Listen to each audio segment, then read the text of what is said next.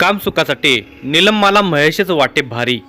तिने पती निंगापाला मारण्याची दिली सुपारी। अनैतिक संबंधाची कीड समाज व्यवस्था पोखरत निघाली आहे। विवाहित महिला परपुरुषाच्या नादाला लागली की तिला नवरा नको होतो। कधी एकदा आपल्या नवऱ्याला आपल्या मार्गातून बाजूला करू असे तिला होत असते। त्यासाठी तिची काही करण्याची तयारी असते। आपल्या प्रियकराला हाताशी धरून ते एखादा गुन्हा करतानाही मागे पुढे पाहत नाही। बेळगावी जिल्ह्यातील बैलहोंगल तालुक्यातील वन्नूर येथे घडलेली घटना तर धक्कादायक आहे। तिथे एका महिलेने कामाच्या ठिकाणीच एका तरुणाशी प्रेम संबंध ठेवले। तो तिच्यापेक्षा 7 ते 8 वर्षांनी लहान होता। तरी ते दोघे एकमेकाच्या शरीर सुखासाठी चटावले होते। हे प्रकरण तिच्या पतीला समजले तेव्हा त्याने तिला कामावर जाण्यास सक्त मनाई केली, पण तिने जुमानले नाही। पती पत्नीतील वाद वाढत गेला। एक दिवस दारात झोपलेल्या तिच्या पतीचे शिर धडावेगळे करण्यात आले। या भयावह घटनेने खळबळ माजली। पोलीस तपासाची चक्रे फिरू लागली। पोलिसांनी जे सत्य शोधून काढले ते वासनांत महिला किती नीच थराला जाते हे दाखवणारेच होते। या घटनेची बैलहोंगल पोलिसातून मिळालेली माहिती अशी: बेळगावी जिल्ह्यातील बैलहोंगल तालुक्यातील वन्नूर येथे निंगाप्पा आरवळी हा पत्नी नीलमा हिच्यासह राहायला आहे। त्याच्या लग्नाला कमीत कमी 15 ते 17 वर्ष होत आली होती। त्यांना 2 मुले होती। निंगाप्पा हा मिळेल तेथे मजुरीचे काम करत होता, तर घर व संसाराला हातभार लागावा म्हणून नीलमा ही जगनिहाळ येथील धर्मस्थळ स्वयंसहाय्य संघ महिला बचत गट येथे काम करत होती। तेथेच महेश गुळणवर हात धरून काम करत होता। तो त्या स्वयंसहाय्य संघात मेन इन्चार्ज असल्यामुळे कामाच्या निमित्ताने त्याचा अनेक महिलांशी संपर्क येत होता। नीलमाच्याही कामाच्या निमित्ताने त्याच्याशी बोलणे चालणे होत होते। तशी ती दिसायला देखणी होती। मध्यम बांध्याची, सडपातळ अंगाची, कमनीय देहाची नीलमा 4 चौघात उठून दिसत असल्यामुळे तरुण महेशची नजर तिच्यावर खिळून राहत होती। कामानिमित्त ती बोलायला येई तेव्हा तो तिच्याकडे टक लावून पाहायचा। काही ना काही काम करून तो तिला नेहमी बोलवायचा व तिच्याशी जवळीक साधण्याचा प्रयत्न करायचा। हा प्रकार हळूहळू तिच्याही लक्षात आला। तशी ती सुखावली। तो इन्चार्ज होता आणि तोच तिच्यावर फिदा होता, त्यामुळे तिला मनातून आनंद झाला होता। तिने त्याला प्रतिसाद देण्यास सुरुवात केली। मुळातच तिचा स्वभाव तसा हसरा आणि बोलका असल्याने ती सहजच कोणाशी लगेच मैत्री करत होती। तिला मनातून महेश हा आवडू लागलेने ती त्याच्या संपर्कात येण्यासाठी धडपडू लागली होती। त्याला तेच हवे होते। आता तर तो तिला कधीही बोलू लागला होता। दोघांच्या गप्पा तासंतास रंगू लागल्या होत्या। तो तिच्याशी सलगी वाढवत तिला कामाचा त्रास कसा कमी होईल ते पाहत होता। दोघांच्या मनात वासनेची आग भडकली होती, पण इच्छा पूर्ण करण्याची संधी काही मिळत नव्हती। यावर महेशने एक आयडिया केली। एकदा त्याने तिला मुद्दामच जास्त काम दिले। त्यावेळी इतर महिला आपापले काम आटपून 5च्या दरम्यान सुट्टी करून निघून गेल्या। नीलमही एकटीच तेथे काम करीत होती। याच संधीचा फायदा घेत महेशने तिला मागून घट्ट मिठी मारली। याचा तिला अंदाज असल्यामुळे तिने विरोध केला नाही। उलट तिने हसून त्याला प्रतिसादच दिला। तसा तो खुश झाला। ती लाडीकपणे त्याच्या मिठीत शिरली। तो तिच्या मदमस्त देहाला कुस्करू लागला। दोघांच्या उत्तेजना वाढल्या। दोघांशिवाय कुणी नसल्याने त्याने संधीचा फायदा घेत नीलमाचे एक एक वस्त्र बाजूला केले आणि तिच्या अंग प्रत्यंगाचा स्वाद चाखण्यास सुरुवात केली। ती खुशीत होती। त्याला हवे ते करण्यास देत होती। मग तोही मागे हटला नाही। दोघांनी लाज लज्जा सोडून ऑफिसमध्ये कामक्रीडा सुरू केल्या। पाहता पाहता तो देहभान हरपून समागमात रंगून गेले। आता त्यांना अडवणारे कोणीच नव्हते। आता सगळ्या बायकांचे काम संपले तरी तिचे काम संपत नव्हते। संध्याकाळी ती जास्त वेळ कामाला थांबत होती। सुपरवायझर म्हणून महेशही थांबत होता। ऑफिसमध्ये शांतता झाली की दोघांचा कामुक खेळ रंगत होता। हे चोरीछुपे सुरू असलेले प्रेम प्रकरण कोणाला कळणार नाही असे त्या दोघांना वाटत होते. पण त्या दोघांच्या वागण्यातील फरक, तिचे जास्त वेळ थांबणे हे इतर बायकांच्या लक्षात आले होते. हळूहळू त्या दोघांच्या संबंधाबद्दल कुजबूज सुरू झाली होती. दुसरीकडे आपली बायको रोज कामावरून उशिरा घरी परत येत आहे हे निंगाप्पाच्या लक्षात आले होते. त्याने तिला या गोष्टीचा जाब विचारला. त्यावेळी त्याने काम जास्त असल्याने घरी यायला वेळ होत असल्याचे नवऱ्याला सांगून मोकळी झाली. पण कामावरील इतर बायकांची चर्चा त्याच्या कानावर गेली असल्यामुळे तो तिला जास्तच खोदून विचारू लागला. तेव्हा त्याला तिने इतक्या हुशारीने सांगितले की लोक काही सांगतील आणि तुम्ही त्याच्यावर विश्वास ठेवणार काय. तिच्या या प्रश्नावर त्याला काही बोलता आले नाही.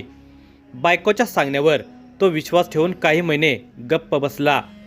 ती तिकडे नवऱ्याचा विश्वासघात करून मोजमोजाक करत होती.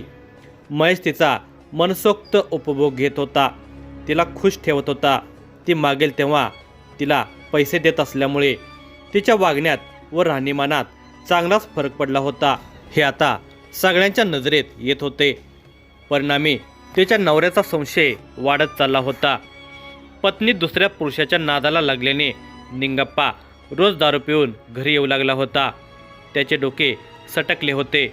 महेश आणि त्याच्या संबंधावरून तो तिला शिवीगाळ व मारहाण करून त्रास देऊ लागला. रोजच तो तिला दारू पिऊन मारहाण करू लागल्याने ती वैतागली होती. तिला काय करावे काय नको असे झाले होते. हल्ली निंगाप्पा तिला कामावरही जाण्यास विरोध करत होता, पण ती काही त्याला जुमानत नव्हती. मी कामावर नाही गेले तर तू खाणार काय असे विचारत ती त्याचा अपमान करत होती. याचा राग निंगाप्पाला येत होता.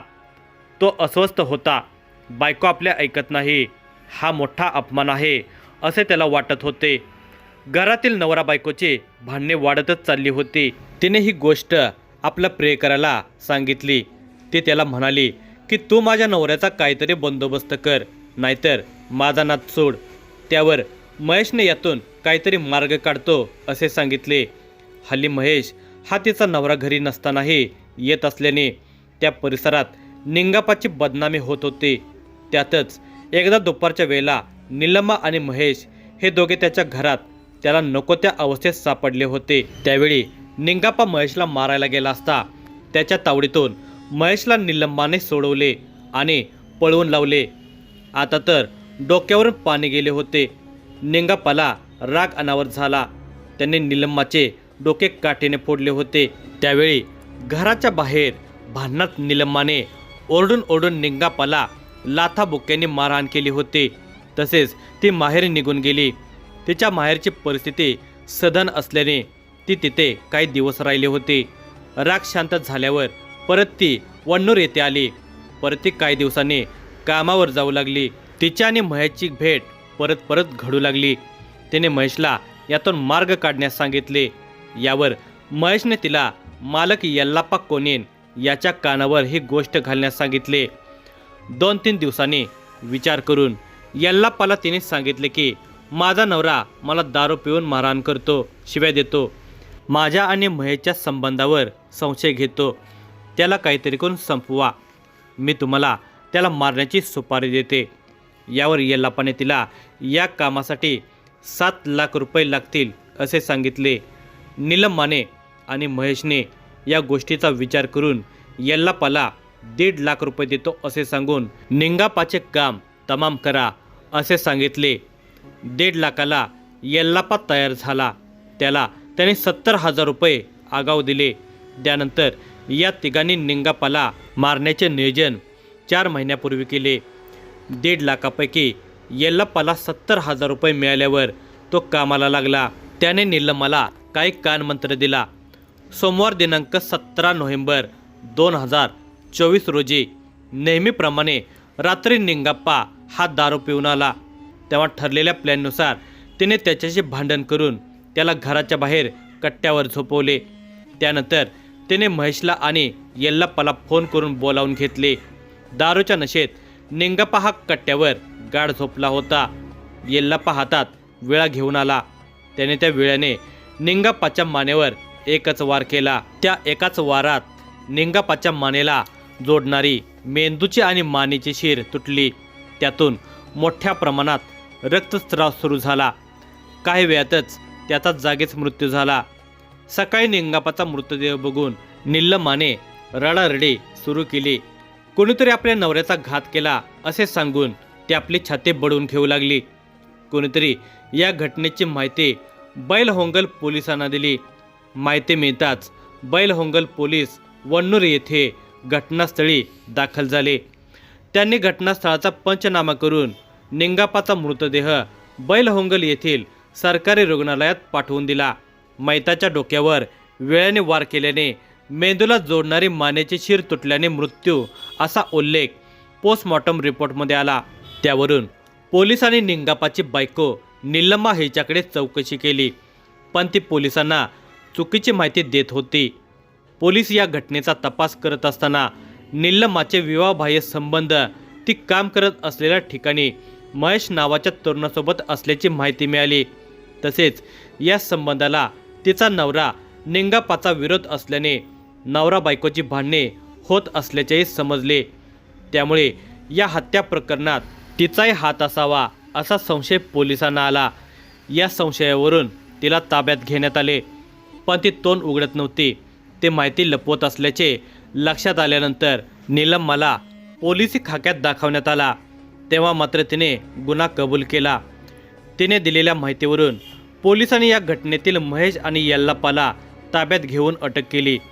त्यांच्याकडे या घटनेची चौकशी केली असता यल्लापाने निलम्माने निंगापाला मारण्याची 1.5 लाखाची सुपारी दिल्याने हत्या केल्याचे सांगितले. त्या तिघांनी गुन्हा कबूल केल्याने पोलिसांनी निंगापाच्या नातेवाईकांकडून फिर्याद घेतली. त्यांनी दिलेल्या फिर्यादीवरून निंगापा आरवळली, वय वर्ष 40 याच्या खून प्रकरणी IPC कलम 103(1) या कलमानुसार त्याची बायको निलम्मा आरवळली, वय वर्षे 35, तिचा प्रियकर महेश गुळण्णावर, वय वर्षे 27, सुपारी किलर यल्लापा कोनेन, वय वर्षे 35 याच्या विरोधात गुन्हा दाखल करून त्यांना बैलहोंगल येथील कोर्टासमोर उभे केले. कोर्टाने त्याची बेळगाव येथील हिंडलगा येथील जेलमध्ये रवानगी करण्यात आली. दरम्यान पोलिसांनी यल्लापा याच्याकडून गुन्ह्यात वापरलेला विळा जप्त केला. या घटनेचा पुढील तपास बैलहोंगल येथील पोलीस करत आहेत.